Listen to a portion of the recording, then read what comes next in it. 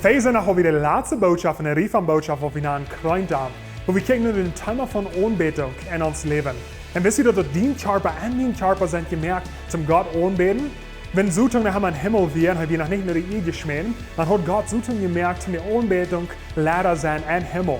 Und haben sie den Körper wie von Instrumenten gemerkt, von Sädeninstrumenten das Gitarren, von Schlaginstrumenten das Drums, und von Windinstrumenten, wo Wind der pissen dat und dann merkt ihr Lieds. So haben sie den Körper wie ein Instrument gemerkt, zum die Anbetung leider sein an Himmel.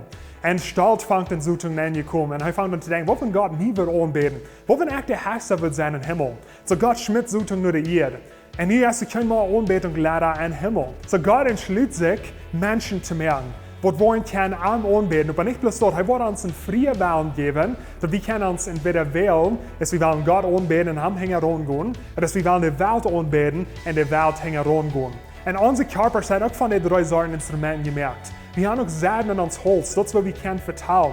Wir können Winddach, das sind die Windinstrumenten. Und wir können schlagen, das Klotschen. Und dann mit unserer Feitberührung zum Gott loben und preisen. So wir sind auch ein Instrument gemerkt zum Gott loben und preisen. Und es steht von der Zutung. Und so Gott hat uns gemerkt, indem sie ein Ehenbild mit freien Wahlen, zum wir können anbeten. Sag mal, das soll ein Mut sprechen, weil wir uns entschließen, Gott anzubeten, wo wir uns leben auch von Montag bei Montag.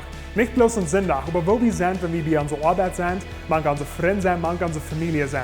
Wir können auf alle stehen und wählen, Gott anzubeten. Weil wir alle zu wissen, dass Gott segnet, hat eine gute Werk.